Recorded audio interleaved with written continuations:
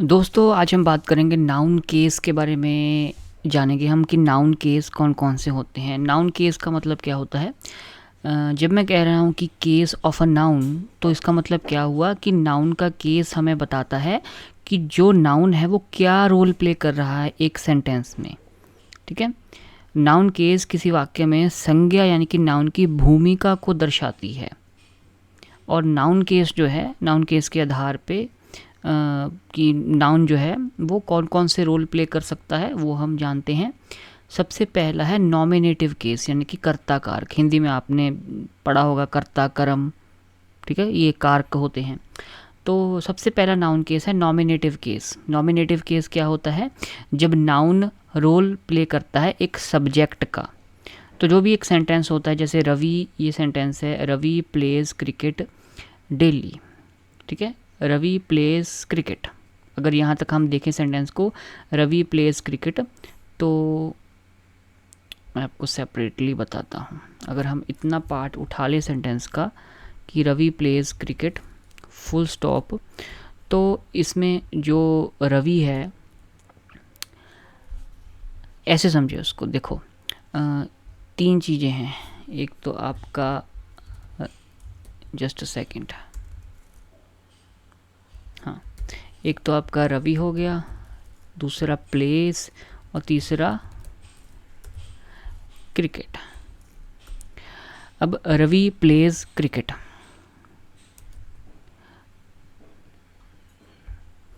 Ravi plays cricket, Ravi cricket खेलता है। तो इसमें क्रिकेट खेलने की बात किसके बारे में कही गई है? रवि के बारे में। क्रिकेट कौन खेल रहा है, कर्ता कौन है, डूअर ऑफ द एक्शन कौन है? ठीक है, रवि आपका डूअर ऑफ एक्शन है। तो यानी कि रवि आपका सब्जेक्ट है। ठीक है, सब्जेक्ट क्या होता है? जो बंदा जिसके बारे में बात कही है या जो बंदा एक्शन कर रहा है, डूअर ऑफ द एक्शन। ठीक है, और इसमें एक्शन है क्या? प्लेस, खेलना, ये आपका एक्शन है जिसको हम वर्ब भी कह देते हैं। और वर्ब का ही दूसरा नाम आपका डूइंग वर्ड होता है, क्योंकि इससे हमें क्रिया का पता लगता है। ठीक है, एक्शन वर्ब को हम क्रिया भी कह देते हैं। और क्रिकेट क्या है?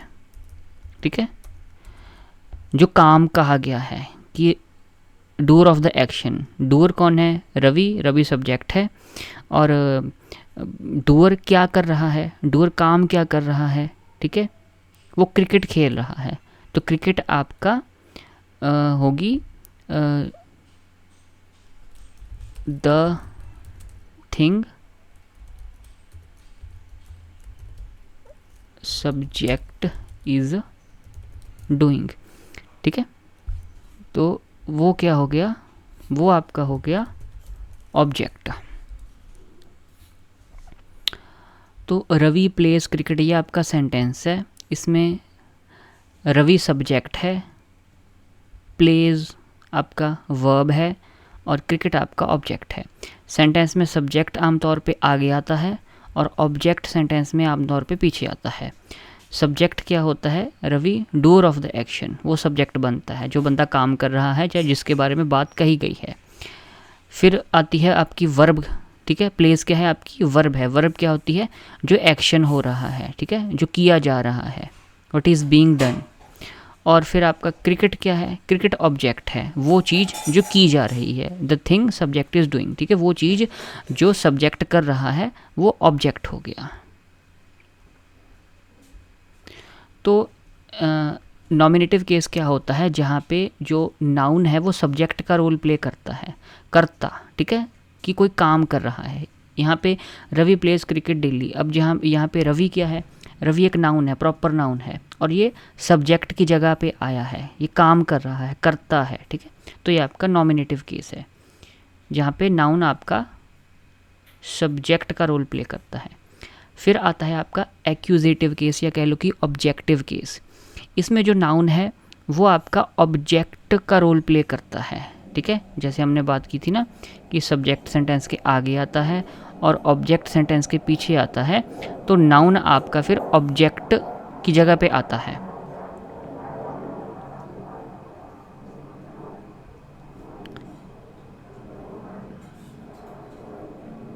जैसे इस केस में रवि आपका नाउन है, सब्जेक्ट की जगह पे है, तो ये आपका नॉमिनेटिव केस हो गया। अब यहाँ पे क्रिकेट नाउन है, ऑब्जेक्ट की जगह पे है, ये आपका ऑब्जेक्टिव एक्यूजेटिव केस हो गया इसी चीज़ में, ठीक है। ये आपका ये देख लो, रामा किल्ड रावना, तो यहाँ पे रामा जो है ये आपका नॉमिनेटिव केस है क्योंकि सब्जेक्ट की जगह पे है, और रावना आपका यहाँ पे ऑब्जेक्टिव केस है, एक्यूजेटिव केस है क्योंकि ये आपका ऑब्जेक्ट की जगह पे है, ठीक है। फिर आपका आता है पोजेसिव केस, संबंधक कारक। पोजेसिव केस क्या होता है, जब एक नाउन शो करता है पोजेशन ऑफ अनदर नाउन, या इंडिकेट करता है कि एक नाउन की क्या रिलेशनशिप है दूसरे नाउन के साथ, तो वो नाउन आपका पोजेसिव केस बन जाता है। यदि कोई संज्ञा किसी अन्य संज्ञा पर अपना अधिकार यानी कि पोजेशन दर्शाती है, या किसी अन्य संज्ञा से संबंध रिलेशन दर्शाती है, तो वह पोजेसिव केस बन जाता है, ठीक है। जैसे दिस इज़ राम्स कंप्यूटर, यह राम का कंप्यूटर है, ठीक है। अब ये जो राम है, राम्स कंप्यूटर, राम जो है, राम आपका प्रॉपर नाउन है, एक संज्ञा है, नाउन है। अब राम क्या डिनोट करता है कि जो कंप्यूटर है वो राम का है, ठीक है। तो ये आपका पोजेसिव केस हो गया, ठीक है। राम के साथ एपोस्ट्रॉफी एस लग के ये दर्शाता है कि कंप्यूटर किसका है, राम का कंप्यूटर है, राम्स कंप्यूटर। तो ये आपका पोजेसिव केस हो गया क्योंकि यहाँ पे जो नाउन है, ठीक है, राम जो नाउन है, जो कंप्यूटर नाउन है, ये दर्शाता है, दोनों नाउन आपस में एक दूसरे का रिलेशन बताते हैं, ठीक है। राम और कंप्यूटर में क्या रिलेशन है कि कंप्यूटर राम का है, राम्स कंप्यूटर, तो ये पोजेशन ओनरशिप दर्शाता है। It is Mohan's book, book किसकी है, मोहन की।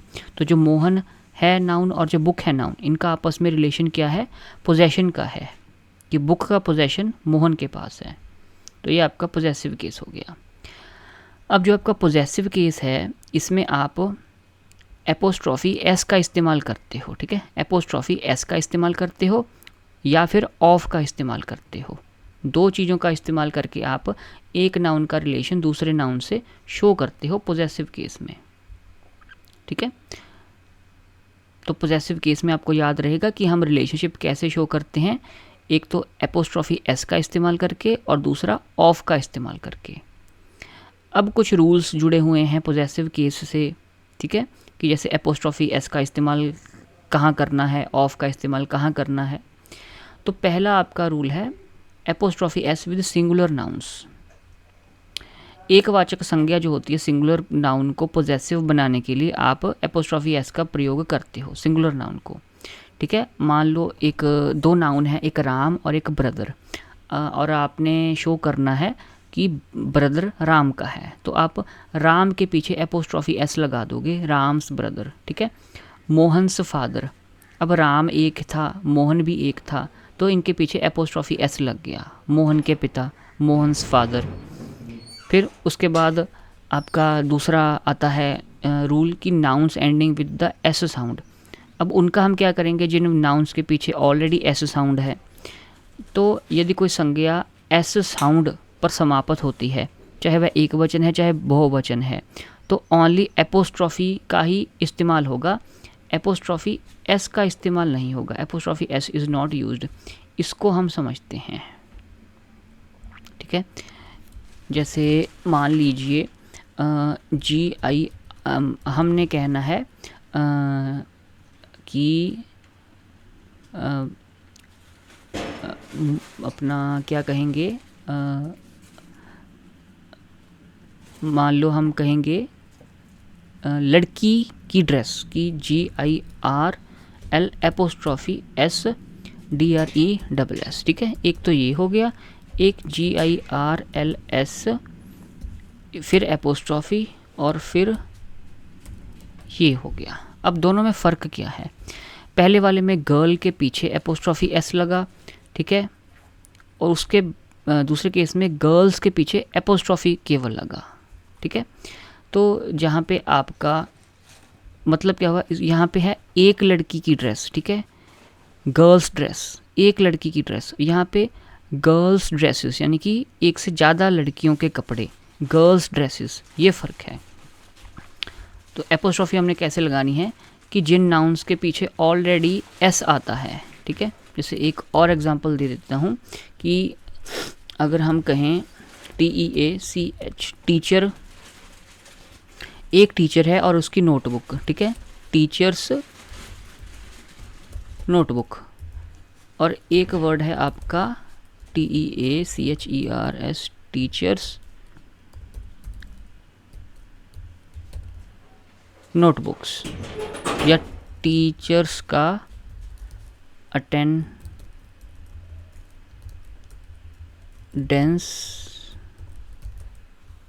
रजिस्टर।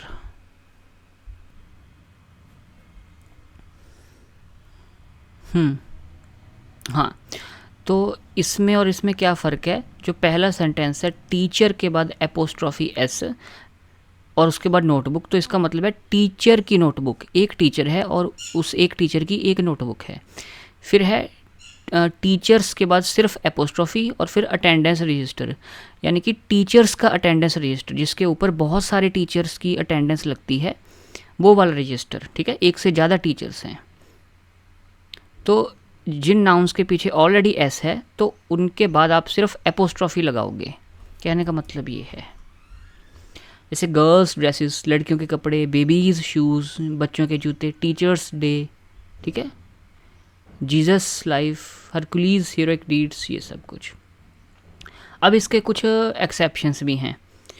एक्सेप्शंस का मतलब क्या होगा कि हमने बात की थी कि जिन नाउन्स के पीछे ऑलरेडी एस है उनके पीछे सिर्फ एपोस्ट्रॉफी लगेगा, लेकिन इसके उल्टा भी है। उल्टा क्या हो गया कि जिनके नाम के पीछे ऑलरेडी एस है उसके बावजूद भी उनके पीछे नाउन्स के आपका एपोस्ट्रॉफी एस लगेगा, ठीक है।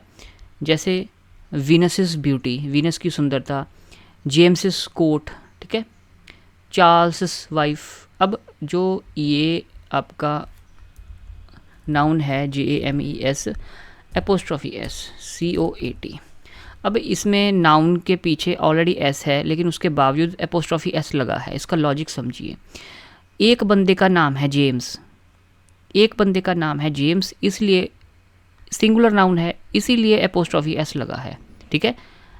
नाउन के पीछे एस तो है लेकिन ये भी समझिए कि एक ये प्रॉपर नाउन, एक इंसान का नाम है जेम्स, इसके लिए पीछे एस लगा है। वैसे चार्ल्स वाइफ, चार्ल्स एक बंदा है, ठीक है। फिर नॉन लिविंग थिंग्स आ जाती हैं और उनके possession. Apostrophe S is generally not used with non living things, instead of is used. अब अगर जो नाउन है वो नॉन लिविंग थिंग को शो करता है तब उसके साथ एपोस्ट्रॉफी एस नहीं लगनी, तब ऑफ इस्तेमाल होगा जब नॉन लिविंग थिंग्स के नाम हैं, नाउन है। जैसे the handle of the door, अब इसमें हैंडल नॉन लिविंग है, इसमें जान नहीं है, डोर नॉन लिविंग है, दोनों नाउन नॉन लिविंग हैं। तो हमने ये बताना है कि हैंडल और डोर में क्या रिलेशन है कि हैंडल जो है वो डोर का है, डोर का हैंडल है, ठीक है, हैंडल ऑफ द डोर, दरवाजे का handle. The window of the car, ठीक है, कार भी नॉन लिविंग है, विंडो भी नॉन लिविंग है। विंडो किसकी है? कार की, तो window of the car. Car of the window नहीं है, कार ऑफ द विंडो का मतलब हो गया है खिड़की की कार, लेकिन हमने कहना है कार की खिड़की, विंडो ऑफ द कार, ठीक है। तो हैंडल ऑफ द डोर को डोर्स हैंडल लिखना और विंडो ऑफ द कार को कार्स विंडो लिखना ग्रामेटिकली सही नहीं होगा अगर हम ग्रामर की रिलेशन में बात करें। फिर आपका आता है पर्सोनिफाइड नॉन लिविंग थिंग्स या एब्स्ट्रैक्ट आइडियाज़। अगर नॉन लिविंग थिंग्स को या एब्स्ट्रैक्ट नाउन्स को पर्सोनिफाई किया जाता है तब एपोस्ट्रॉफी एस यूज़ होगी। पर्सोनिफाई करने का मतलब क्या होता है? जब हम नॉन लिविंग थिंग्स को ह्यूमन लाइक क्वालिटीज़ दे देते हैं, जैसे वो बोल सकें, अगर सोच सकें, ठीक है। नॉन लिविंग थिंग्स को जब हम ह्यूमन लाइक क्वालिटीज़ दे देते हैं तब उसको पर्सोनिफिकेशन करना कहते हैं। ये एक लिटरेरी डिवाइस होता है। तो जब नॉन लिविंग थिंग्स को या एब्स्ट्रैक्ट नाउन्स को पर्सोनिफाई कर दिया तब हम उसको एपोस्ट्रॉफी एस लगाएंगे। अब एब्स्ट्रैक्ट नाउन कौन से होते हैं? जिनको आप टच नहीं कर सकते और देख नहीं सकते, एक्सपीरियंस और फील ही कर सकते हो। जैसे नेचर्स लाज, अब लाज जो हैं एब्स्ट्रैक्ट नाउन है, उनको आप टच नहीं कर सकते कानून को।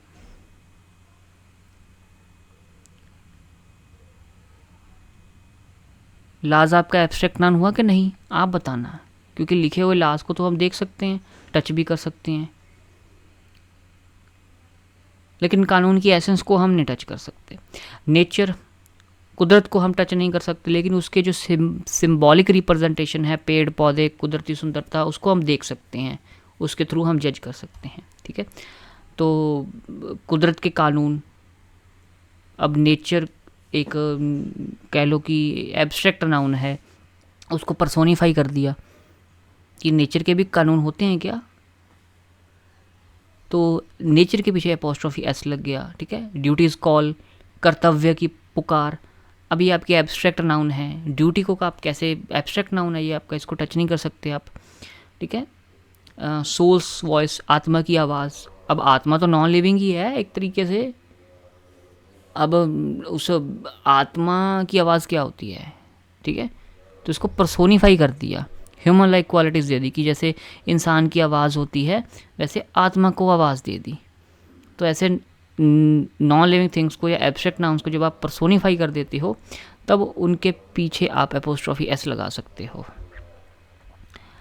फिर आपके अगला रूल कंपाउंड नाउन्स के बारे में आता है। ठीक है, जैसे father in law, brother in law, ये आपके कंपाउंड नाउन्स हैं। तो कंपाउंड नाउन्स के केस में एपोस्ट्रोफी एस किसके साथ अटैच होती है, आखिरी वर्ड, लास्ट वर्ड के साथ। जैसे फादर इन लॉ है तो आखिरी वर्ड ला है, उसके पीछे एपोस्ट्रोफी एस लगेगी। Father in law's property, brother in law की जॉब है, ठीक है, बहनोई की नौकरी, तो brother in law's job, brother के बाद एपोस्ट्रोफी एस नहीं लगेगी। ठीक है, तो ये इसका आपको समरी मैं दे रहा हूँ, जो भी हमने रूल्स अभी सीखे हैं आप इनका स्क्रीनशॉट लेना चाहें तो ले सकते हैं। ठीक है, तो नॉमिनेटिव केस कैसे होता है, जब नाउन आपका सब्जेक्ट का रोल प्ले करे, जिसमें जैसे कि रवि जो है, रवि सब्जेक्ट का, कर्ता का रोल प्ले कर रहा है, doer of the action. एक्विजिटिव case जब नाउन ऑब्जेक्ट का रोल प्ले करे, ठीक है, रावना कर्म, कर्ता होता है काम को करने वाला, और कर्म क्या होता है कि जो काम हुआ, जैसे इस सेंटेंस में रावण को मारने का काम हुआ। पोजेसिव केस में ओनरशिप या रिलेशन बताई जाती है दो नाउन्स के बीच में, ठीक है, एपोस्ट्रोफी एस का इस्तेमाल करके या ऑफ वर्ड का इस्तेमाल करके। ज़्यादातर केसेस में एपोस्ट्रोफी एस लगता है, और ऑफ किस केस में लगता है, ऑफ आपका एक ही केस में लगता है। जो हमने क्या देखा था, ऑफ का हमने केस देखा था नॉन लिविंग थिंग्स का पोजेशन शो करने के लिए। ठीक है, जैसे दरवाजे का handle, handle of the door होगा, डोर्स हैंडल नहीं होगा। तो ये आपके कुछ बातें थी नाउन केस के बारे में। तो इसी वीडियो के साथ हमारा जो नाउन का चैप्टर है, उसके टाइप्स क्या होते हैं नाउन्स के, नाउन क्या होता है, नाउन के टाइप्स क्या होते हैं, उनके टाइप्स की एग्जांपल्स, नाउन को कैसे पहचानना है, ठीक है, नाउन्स के जेंडर का कन्वर्जन, ठीक है, मैस्कुलिन से फेमिनिन, और नाउन्स के सिंगुलर नाउन्स को प्लूरल नाउन्स कैसे कन्वर्ट करते हैं, क्या रूल्स हैं, और ये नाउन केस क्या होते हैं, नॉमिनेटिव, एक्यूजेटिव और जो आपका पोजेसिव था। इन सभी के साथ हमारा नाउन्स जो चैप्टर है इंग्लिश ग्रामर बेसिक का, वो ख़त्म हो चुका है। पूरी प्लेलिस्ट का लिंक आपको इस वीडियो के डिस्क्रिप्शन में मिल जाएगा। चैनल को आप सब्सक्राइब कर सकते हैं, एंड जो भी आपका फीडबैक है या जो भी टॉपिक्स आप और करने चाहते हो, कोई भी टॉपिक आप रिवाइज, या you can write in the comment section, और you can email me. Email address मेरा आपको इस वीडियो के डिस्क्रिप्शन बॉक्स में मिल जाएगा। और अगले सेशंस में हम डिस्कस करेंगे, अगले सेशन में हम स्टार्ट करेंगे टॉपिक प्रोनाउंस का। ठीक है, नाउन्स के बाद हम प्रोनाउंस स्टार्ट करेंगे। तो पूरी प्लेलिस्ट का लिंक आपको इस वीडियो के डिस्क्रिप्शन बॉक्स में मिल जाएगा। Thank you very much.